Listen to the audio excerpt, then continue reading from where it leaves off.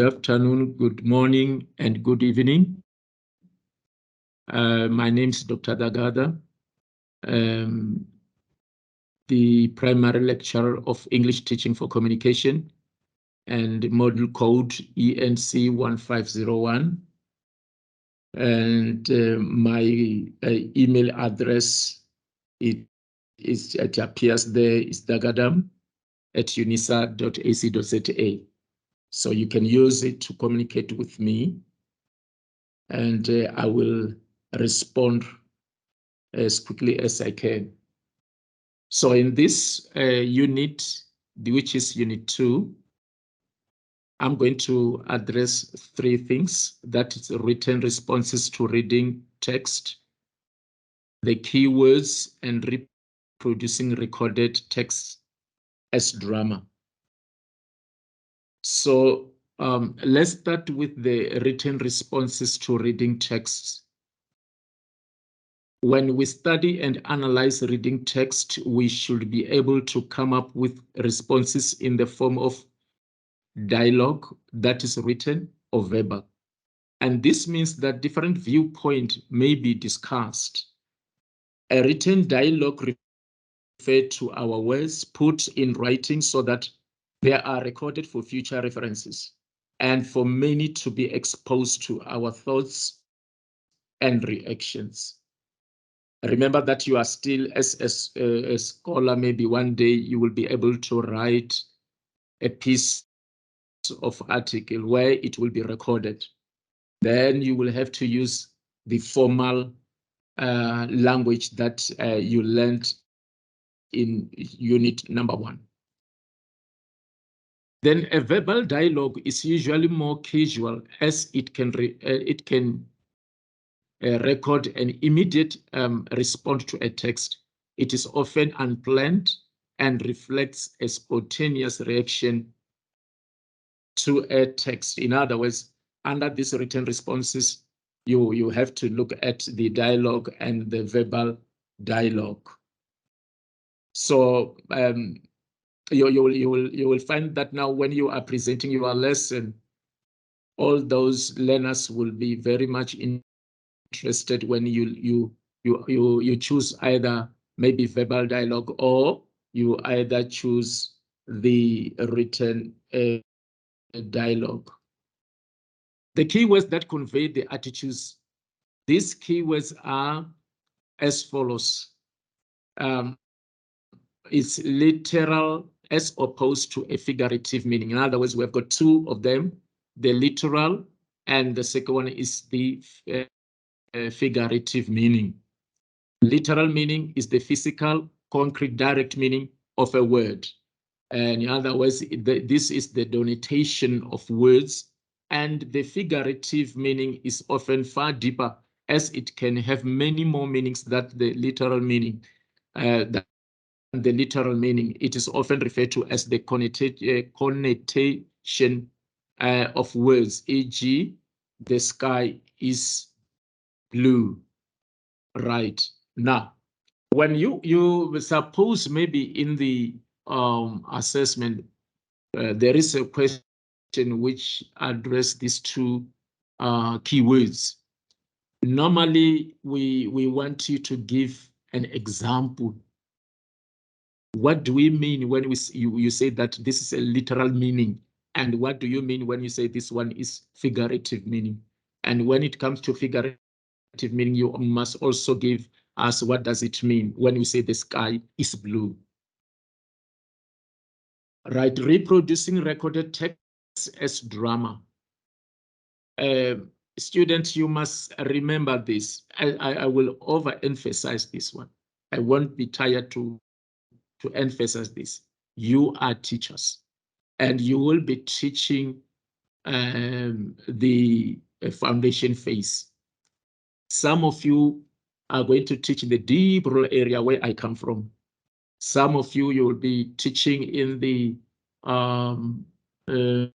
townships, and some of you will be lucky and teach in the Model C schools. So you must remember that the easiest way to understand recorded text is to reproduce them as drama. Those poor kids, if you do that, they will be able to actually understand and enjoy the teaching. And don't be too serious when you are teaching them. You teach them as if you are playing. When you come up with the drama, then they will be very much excited about that. We can do that through facial expression, body movements, and props where we support our drama. Very important, our facial expression and body movements must correlate with our words. We cannot say I'm happy while you are frowning. It's that is not accepted. You need to act out the words so as to express their deeper visual meaning by making use of sorry, by making use of our whole body. That is very, very important. So when we are dealing with this reproducing recorded text as drama, let's go back to Unit 1. We did the multimodal. It also addresses this issue of facial expression, of movements, all those things. You see that there is the relationship between Unit 1 and Unit 2. And Unit 2 is all about speaking. Now, that's why you cannot be shy. As a teacher, you can't. There's no teacher who will say that I'm shy. No one. So you have to speak clearly and be performers, act out the words and turn them into visual information. As I've already alluded to you to say that when you are studying these two units, you can it's just like back and forth where you can see that, oh, here there is the relationship between the two. Now, let's come up, let's address the issue of 7 pillars of creativity. There are 7 pillars of creativity. Number 1, which is self-esteem. Remember, as a teacher, before I continue with, as a teacher, you have to be creative. There's no way that you will be a teacher and then you are not creative. At the end of the day, you will produce learners who do not understand of what you are saying, or who will just memorize what you are talking about. So the first one is self-esteem, and you have to overcome a lack of confidence. That's why we said that you can't be shy. And confident tone motivates learners to listen and pay attention. First day you go into your class, students or those learners should see confidence in you. And you can do that by your tone, the way you greet them, the way you ask them questions. It gives them a confidence to say, yeah, this is the right person. Number 2 is creativity model. It is a guideline of how we carry out a lesson. I was a teacher for 24 years, and I know that the Department of Education has sent the lesson plan to our schools. But what I want to encourage you as a UNISA student, I'm telling you, don't be a copycat. Be creative. Come up with your structure of your lesson presentation. The way you use your resources, which we sometimes call them teaching aids. So you have to be creative, and you will see that you will enjoy your lesson. Learn to be creative, as I said, and do what you feel comfortable, and do what you enjoy the most. There are lots and lots of teaching approaches or teaching methods out there. Use them. we were talking about the status of our learners in relation to reading and writing. When South Africa needs you as a UNISA students, go out there and showcase what you have learned. Another thing is creative opportunities. Give learners opportunity to freely express themselves. Both teachers, I'm referring to you, and learners can express many ideas, whether good or bad, right or wrong. In other words, you give your learners the opportunity to express their views. That's where you will learn a lot when you listen to your learners, right? Now, another one is the creative questions or questioning. Give learners an opportunity to ask questions. Don't say, why are you asking those questions? If you are teaching, one of the learners said, but say, or but ma'am, I can't understand what you mean by 1, 2, 3. Don't raise your voice and say, why are you listening? Why are you asking me, saying this or asking me such questions? Teachers need to engage learners in speaking about an issue from their own perspective and getting answers. You know that South Africa, we are in the diverse, that is a diverse nation.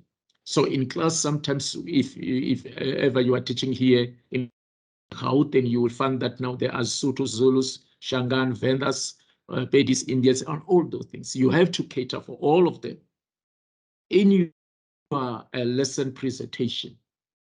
If you do that, you will be a good teacher. And creative connections.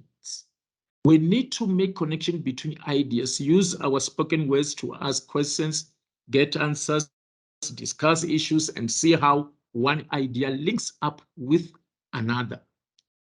If we take these 7 pillars of creativity seriously, even if you are writing a piece of paper or an article or whatever, you will start to be able to actually put your arguments down, and it will be very interesting for the reader to see what to read what you have written. Then they create critical reflection, that is a deeper study and analysis and interpretation of a text. We reflect on what we have learned. Then in your case, you will also reflect on what you have taught. What is it that you must improve, and how? Then it will sharpen the way you teach in your class. So that is some of the most important issues that I've shared in chapter 2, and I want you to go and you revisit, you read, you acquire knowledge, and you combine them with what you experience in your day-to-day life. For example, in your classes at your home, when you are in a conference, it might be church conference, it might be educational conferences, wherever, then you can display what you have learned. This is what I want you to be. And God bless you once more again, and thank you.